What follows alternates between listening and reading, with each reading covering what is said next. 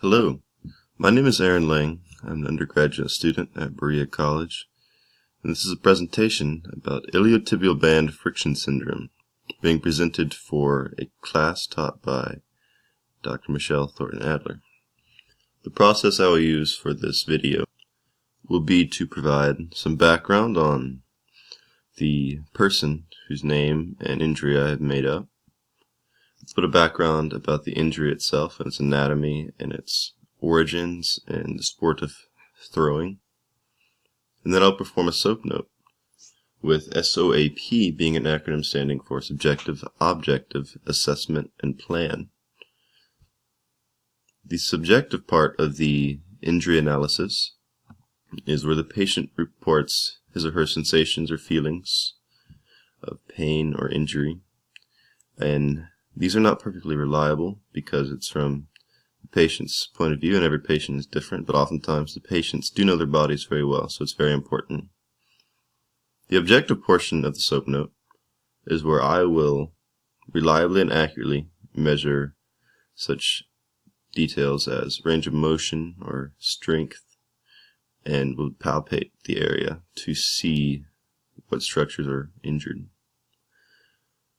Knowing the subjective and objective, then, I will come up with an assessment or a diagnosis about what the injury is and what the state of the injury is and what the recovery outcomes look like.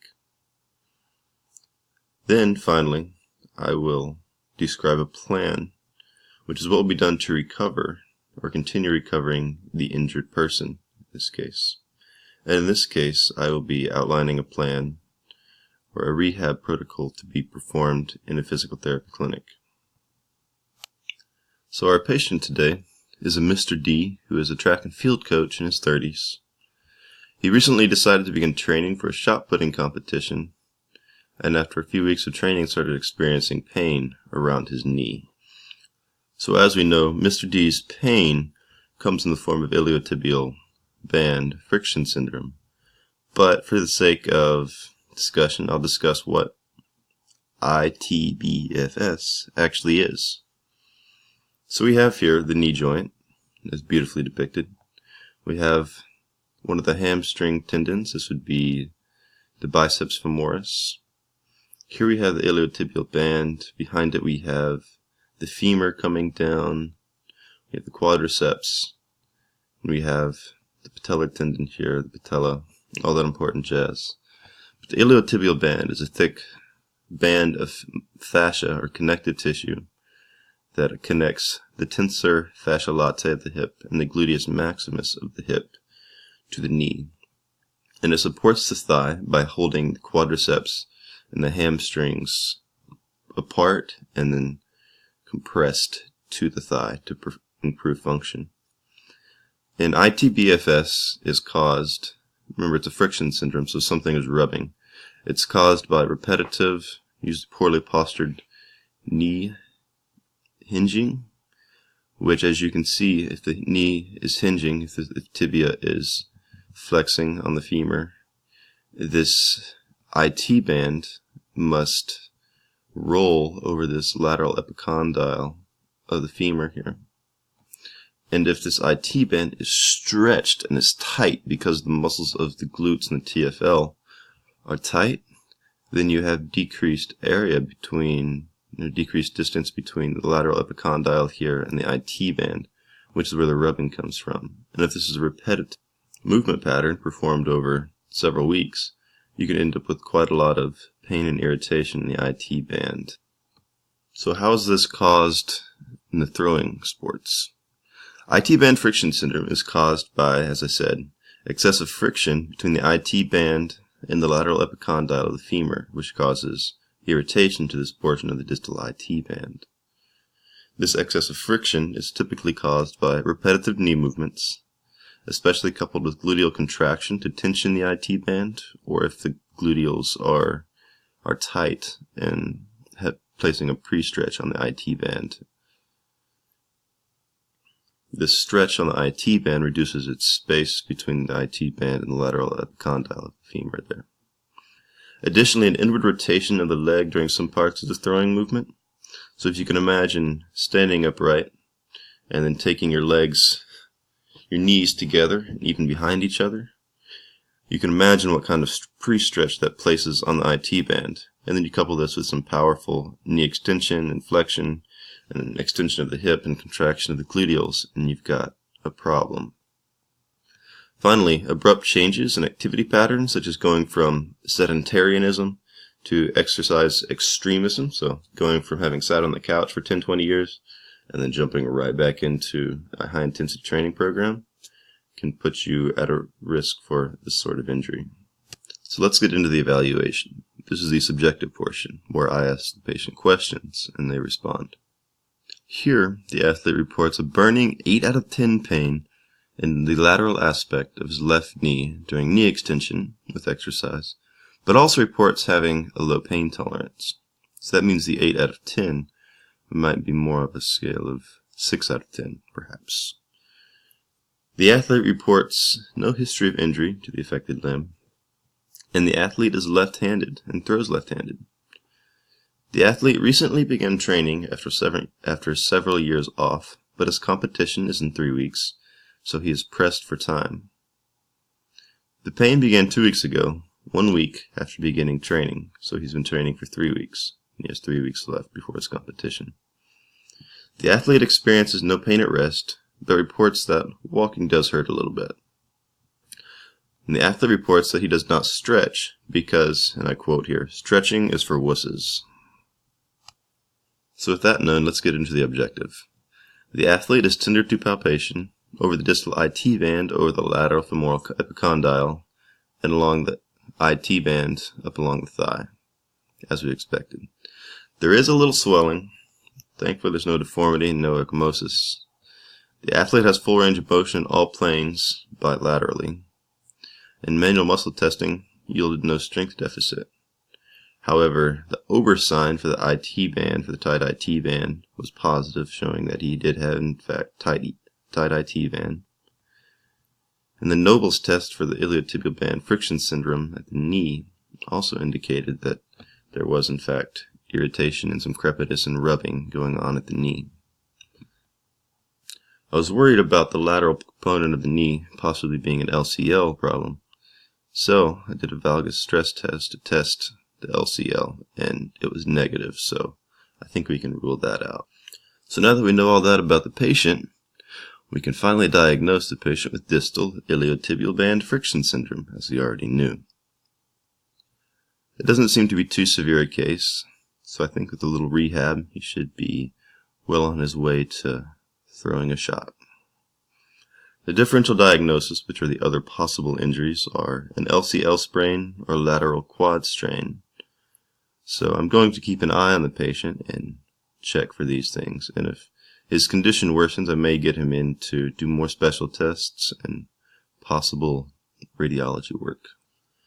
So what all that led up to is the plan, where the fun stuff happens. So to begin, I'm going to use the Rice method on the patient and have the patient perform the Rice method at home. And so we will rice and continue ricing until the pain is tolerable, and then as needed if pain reoccurs. RICE is an acronym, much like SOAP, which stands for rest, ice, compress, and elevate. So by resting, I mean to cease performing all the exercises that cause irritation to the IT band, as well as elevating the knee above the heart when you sleep or relax until the swelling subsides.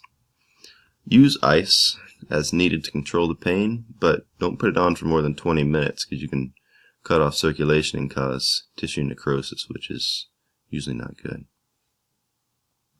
Compress the knee if there is swelling with the knee sleeve to assist the swelling removal as needed. For the rehab protocol, begin stretching when it's tolerable and continue forever, stretching twice daily for 3 sets of 20 seconds each stretch. The details will be included later, as with all of these other modalities. Begin strengthening when tolerable and then continue forever, doing 2 sets of 10 repetitions each day and increasing the volume when tolerable.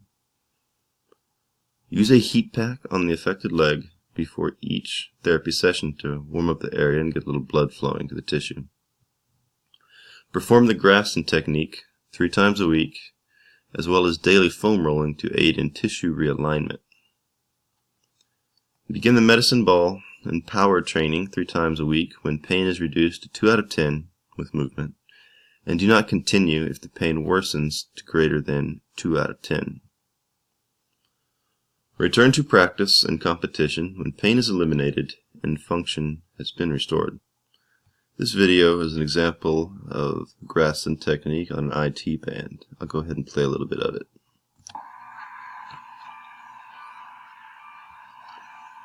Use a little bit of emollient to reduce the friction on the skin surface. Use our Graston instrument. This is an instrument that helps release the adhesions in the soft tissue all the way down the IT band from the hip, clear down into the knee. Now if you have...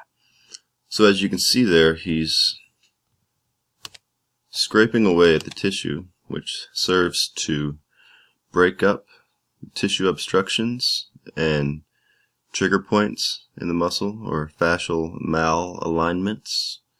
And with this, the first session you want to go very lightly because the patient may react adversely to it. And after that you can begin increasing the intensity. As you can see, he's going very intensely there on the IT band. So my guess is that this patient has been in several times already. Another technique that can be used is foam rolling to also break up the adhesions in the soft tissue. But foam rolling is not as effective as Graston, and the scientific literature does not support it as well. But it can be useful. Here I demonstrate using a rolled up yoga mat how to foam roll properly. If the video will play. There it goes.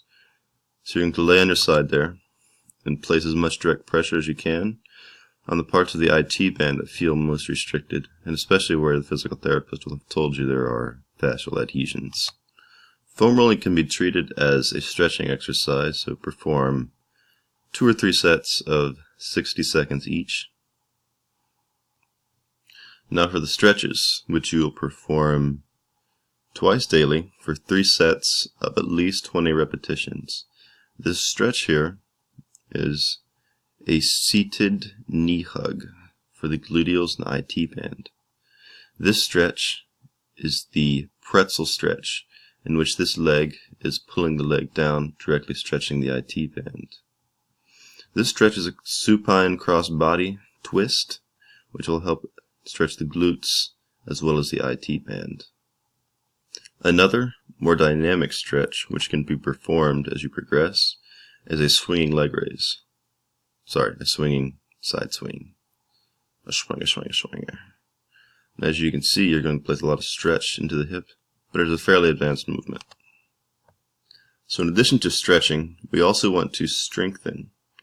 And one of the best strengthening methods or exercises that can be used is the so-called hip routine, in which the patient lies on their side and performs lateral leg raises to strengthen the glutes and the TFL. But note, of course, that strengthening is not the first goal. Stretching is the first goal, at which point strengthening can be performed then. Because you don't want to stretch a muscle and then retighten it in the same go around. So with this hip routine, I'll back it up so you can see it again.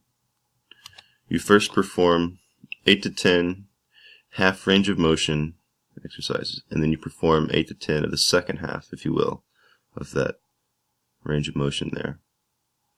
And then you go on to performing a full range of motion from bottom to top and back down. You want to keep the body perpendicular to the floor, and then you can do small circles one direction, small circles back the other direction, and then large circles. And you should perform this exercise, this complex, on both legs.